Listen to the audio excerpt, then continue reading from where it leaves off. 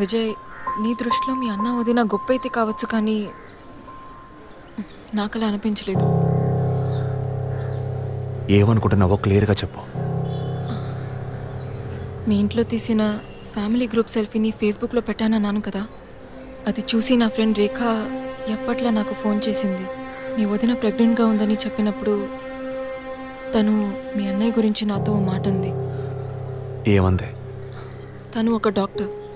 ఓ 6 monthsకి ముందు తను వర్క్ చేసే ఫర్టిలిటీ హాస్పిటల్కి మీ అన్నయ్య మాత్రం ఒంటరిగా వచ్చారట. పరీక్ష చేశాక పిల్లలు పుట్టే అవకాశం మాత్రం 10% కూడా లేదని చెప్పింది. ఏ ట్రీట్మెంట్ వల్ల ప్రయోజనం ఉండదండి. ఈ పరిస్థితిలో మీ వదిన ప్రెగ్నెంట్ ఎలా అయిందని నన్ను అడిగింది. తనన్నది అలా ఉంచు. నువ్వేమనుకుంటున్నావు? ఇందులో అనుకునేది ఏముంది విజయ్? మీ వదిన ఇంతకుముందు తను పనిచేసిన కంపెనీలో పాత కాంటాక్ట్స్ ఏమైనా అదే extra affair ఎవరితైనా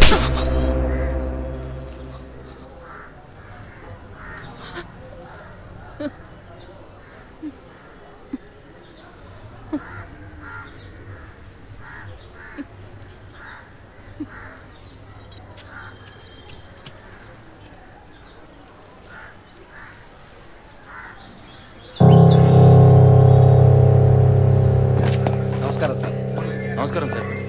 good morning sir. Sir అడిగిన ఫైల్స్ అన్ని రెడీగా ఉన్నాయా?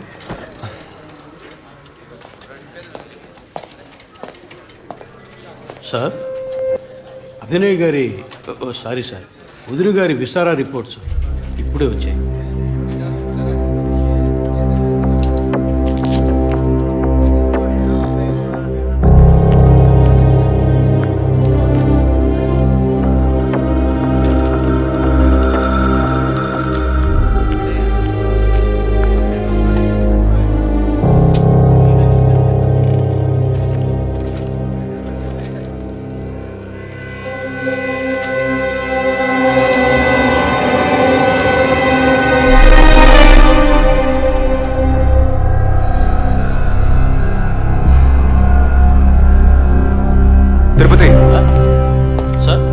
జెసికా ఆటాప్సీ రిపోర్ట్స్ తీసుకురండి.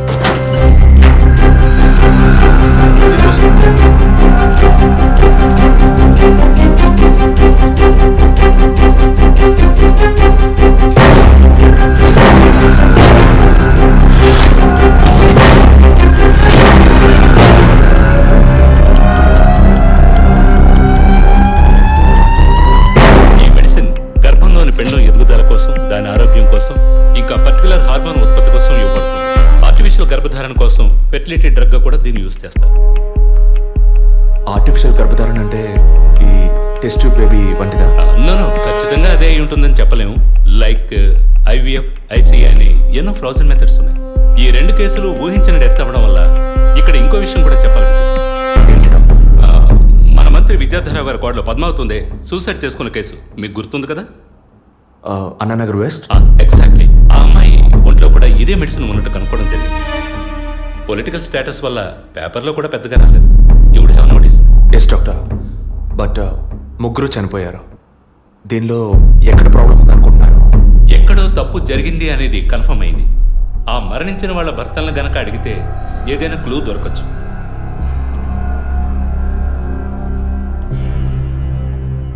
నువ్వు తింటూ ఉండు, నేను మీ నాన్నకు టాబ్లెట్ ఇచ్చొస్తాను.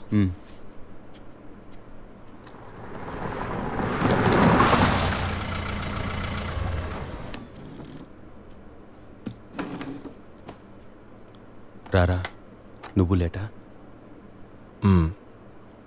వదిన కేసు విషయం మాట్లాడి రావడం వల్ల కొంచెం లేట్ అయింది.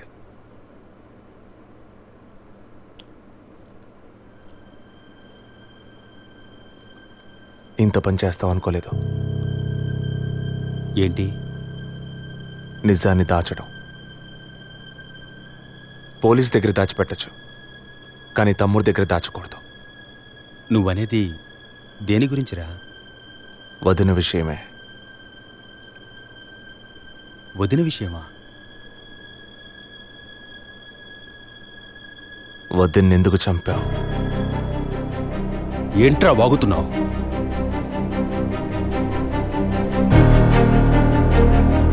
నిజంగా వదిన కడుపులో ఉన్నది నీ బిడ్డేనా? ఏం కూర్చావరా? మీ వదిన గురించి ఎంత మాట అన్నావురా? చైతీరా నిజం చెప్పరా. పోలీసు అని ఏమైనా మాట్లాడతావా? నిజాన్ని నువ్వెందుకు దాచావు? దాచడం తప్పని నీకు తెలీదా? నేనేం దాచాను రా?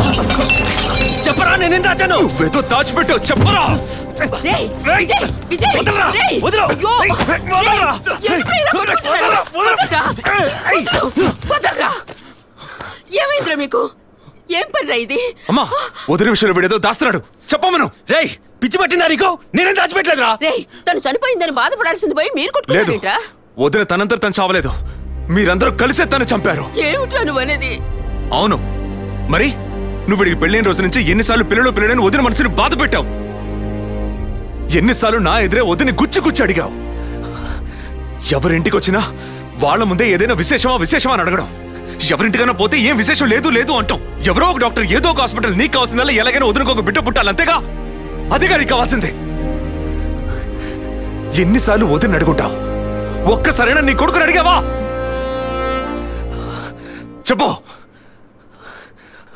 చెప్పమను. నిజమేరా, నేనే తప్పు చేశాను. నువ్వు చెప్పినట్టు తప్పు నాదే, తప్పంతా నాదే. కానీ నువ్వనుకున్నట్టు కాదురా. నీకు బాగా తెలుసు ఎన్ని హాస్పిటల్స్, ఎంతమంది డాక్టర్లు, ఎన్ని గుళ్ళ చుట్టూ నేను మీ వదిన తిరిగాం. చివరికి ఒక నమ్మకమైన హాస్పిటల్లో అపాయింట్మెంట్ దొరికింది.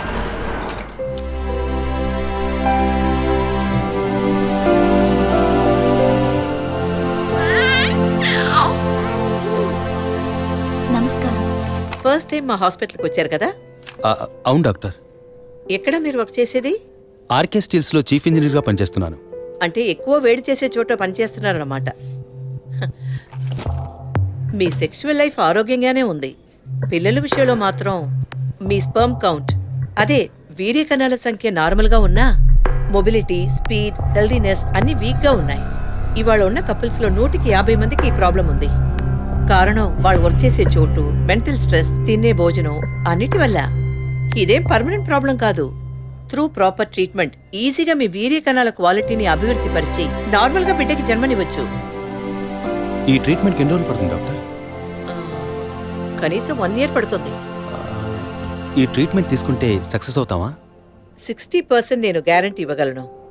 మిగతా 40% మీరు నమ్మే ఆ దేవుడి చేతిలో ఉంది.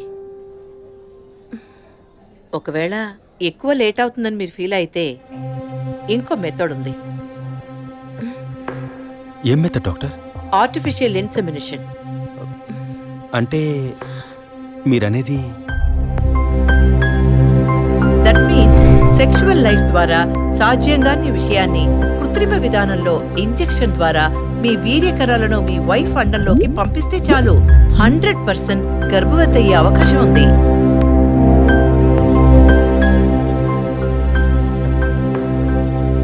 ఇందులో ఆలోచించడానికి ఏముంది? ఈ ప్రపంచంలో భర్త ద్వారా ఓ బిడ్డకి జన్మలివ్వలేని అమ్మాయిలు ఇంకొకరి వీర్య కణాల ద్వారా ఈజీగా పిల్లల్ని కంటున్నారు. మంచి అవకాశం ఉంది. పైగా మీ హస్బెండ్ది. ఆలోచించేదేముంది? అభి, నీకు సంతోషమే కదా? ఒక విధంగా నాకు సంతోషమేనండి. అత్తయ్య మావయ్య ఎలా అర్థం చేసుకుంటారో ఏమో. వాళ్ళెందుకు అపార్థం చేసుకుంటారు? వాళ్ళతో నేను మాట్లాడతాను. వద్దండి, ఈ విషయం ఎవరికీ చెప్పొద్దు. అత్తయ్య మావయ్యలు కూడా చెప్పొద్దు. విజయ్కి కూడా తెలియకూడదు, ప్లీజ్. ఓకే, డోంట్ వరీ, నేనెవ్వరికీ చెప్పను. 2 నెలల ప్రాపర్ ఫాలోఅప్ తర్వాత ట్రీట్మెంట్ తీసుకున్నాం. మేము ఇన్నేళ్ళు వెయిట్ చేసినందుకు ఒక అర్థం పరమార్థం దక్కిందనుకున్నాం. అప్పుడు మేమెంత ఆనందించామో నీకు తెలుసు. కానీ నువ్వు చెప్తున్నట్లు అత్తయ్య మావయ్యని 50 లక్షలు నేను అడగలేదు. అంత పెద్ద అమౌంట్ని హాస్పిటల్ వాళ్ళు అడగలేదు. మేడం, ఒకే ఒక సెల్ఫీ మేడం, ప్లీజ్.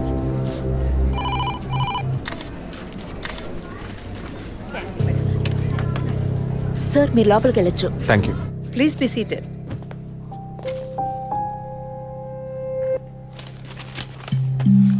చనిపోయిన అభినయ్కి బ్రదర్లా అన్నారు. Really it's pity about that girl. Suicide చేసుకోవాల్సిన అవసరం ఏమొచ్చింది తనకి? ఇంకో 5 months లో పండంటి బిడ్డ చేతిలో ఉండేది. ఆర్టిఫిషియల్ ఇన్సెమినేషన్ మూలంగా పిల్లల్ని కనడం నిజంగా సేఫ్ అంటారా డాక్టర్? అంత మాట అన్నారేంటి? ఇక్కడ రిస్క్ అనే మాటకి చోట్లేదు. మీ వదిన చనిపోయిందని మీరు ఇలా మాట్లాడడం చైల్డిష్ గా ఉంది. మా వదిన మాత్రమే కాదు, ఆర్టిఫిషియల్ ఇన్సెమినేషన్ చేసుకున్న ఇంకో 3 చనిపోయారు. ఇది చైల్డిష్గా ఉంది కదా? ఎక్స్క్యూజ్ మీ, మీ వదిన గురించి అడిగారు, చెప్పాను. ఎందుకు అనవసరంగా వేరే వాళ్ళ గురించి అడుగుతారు? పోలీస్ అంటే అడిగి తీరాలి.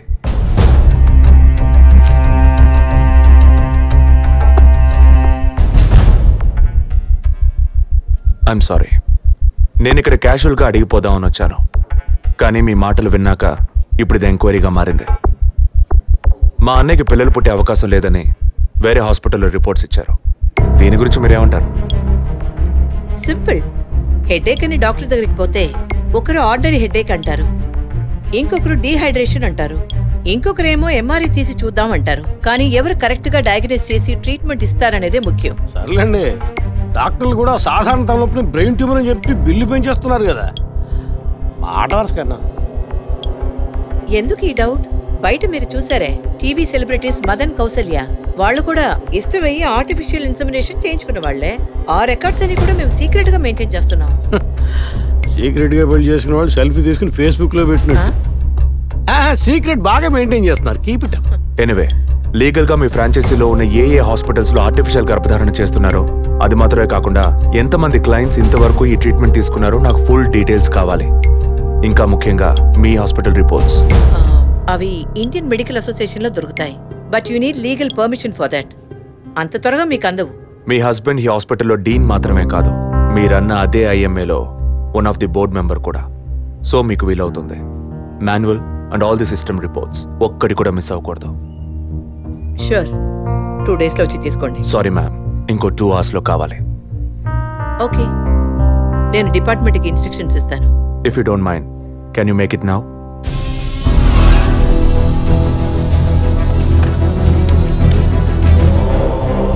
మన హాస్పిటల్లో ఏ ట్రీట్మెంట్ చేయించుకున్నా all patients full details send me immediately. Thank you doctor. ఫర్దర్గా ఎప్పుడు ఏ డీటెయిల్స్ కావాల్సి వచ్చినా మిమ్మల్ని కాంటాక్ట్ చేస్తాను. షూర్.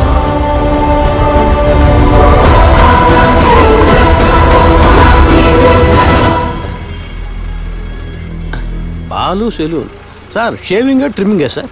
నేనటి న్యూస్ పేపర్ ఉంటే వెళ్ళి తీసుకురండి. అలాగే సార్. ఇదిగో సార్.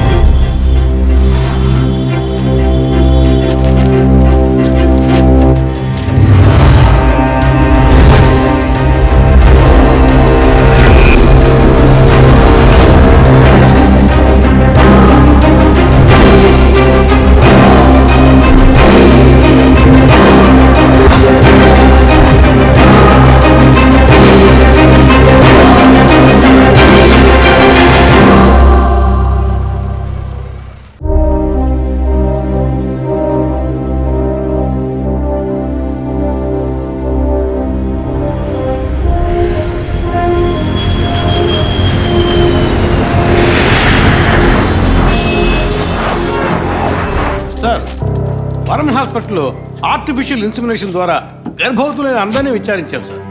అందులో జెసికా, మీ వదిన అభినయ, పద్మ ఇలాంటి 6 మాత్రం గర్భవతులయ్యాక ప్రాణాలతో లేరు సార్. ఈ 6 నేచురల్ డెత్ కాదు సార్. ఏ కారణం వల్ల చనిపోయారో వాళ్ళ ఫ్యామిలీస్ కూడా తెలియదు సార్. తప్పు ఎక్కడుందో ఎలా జరిగిందో కనుక్కోలేకపోతున్నాం సార్. హాస్పిటల్లోనా లేక కోఇన్సిడెన్సా? ఒకవేళ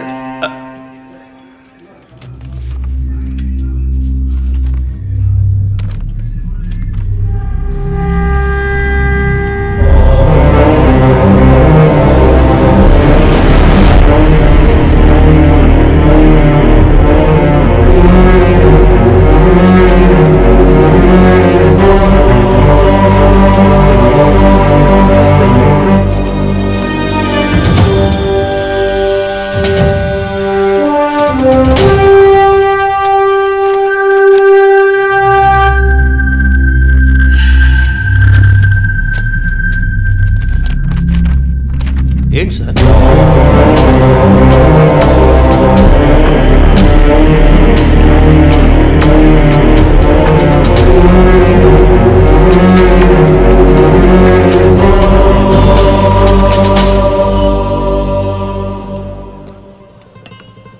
ఐఎమ్ ఎక్స్ట్రీమ్లీ సారీ విజయ్. ఆ రోజు మీ వదిన గురించి నా ఫ్రెండ్ చెప్పింది నీకు చెప్పాను. అయినా తప్పే. నేను జెసికా కేసు విషయం మీద తిరుగుతున్నప్పుడు వదిన నన్ను ఎగతాళిగా అడుగుతూ ఉండేది, ఇదేమంత పెద్ద కేసు, కావాలంటే నేను హెల్ప్ చేయనా అని. ఇప్పుడు వదినే జెసికా కేసులా అయింది. ఇప్పుడు వదిన కేసు ఆధారంగా ఈ 4 చావులకి కారణం కనిపెట్టగలమా మనం? 23. అదే దీనికి సమాధానం చెప్పాలి. ఆ హాస్పిటల్లో మాత్రం ఈ 6 ఏళ్లలో 436 ఆర్టిఫిషియల్ ఇన్సుమినేషన్ ట్రీట్మెంట్లు జరిగాయి. అందులో 6 పోయారు. వీళ్ళు మాత్రమే కాకుండా మిగిలిన వాళ్ళ ఫైల్స్లో 23 అన్న కోడ్ను ఉపయోగించారు.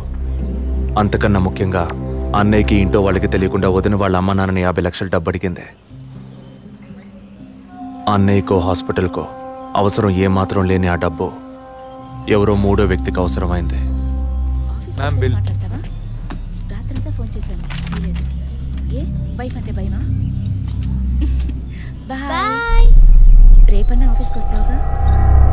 ఆంటీ, నువ్వు నేను ఐస్ క్రీమ్ తిన్నావని మమ్మీకి చెప్పకే. ఓ చెప్పద్దా? నేను చెప్పకుండా ఉండాలంటే నాకు ఇంకోటి కొనివ్వాలి, లేకపోతే నేను చెప్పేస్తా. ష్యూర్.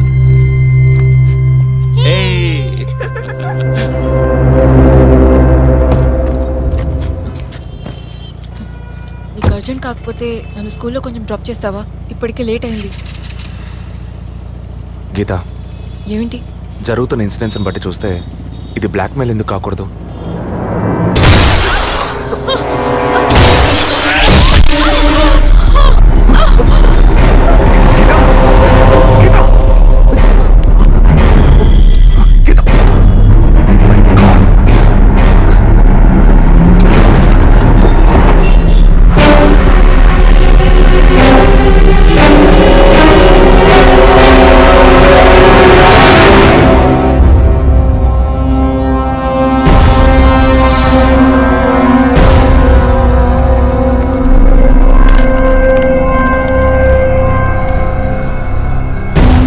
వాళ్ళ ఇంటిని ఒంటిని టచ్ చేయొద్దని అప్పుడే చెప్పాను, విన్నావా? అందుకే ఇటువంటి సెంటిమెంటల్ ఎమోషన్స్ని డబ్బుని ఒకటిగా కలపకూడదనేది. టచ్ చేయటం తప్పు కాదు, వాళ్ళిద్దరిని ప్రాణాలతో వదలటమే తప్పు. నువ్వు వదిలేసి నన్ననకు. అయితే ఇది పూర్తయ్యేదాకా టీవీ టార్గెట్ని పక్కన పెడదాం. వద్దు, వన్స్ టచ్ చేసాం, బిగ్ టార్గెట్. ఈ అమౌంట్ ఇంకో 2 రోజుల్లో మన చేతికి రావాలి. ఎవ్వరిని నమ్మొద్దు, నువ్వే పూర్తి చేసి చూపు. Got it? ఓకే.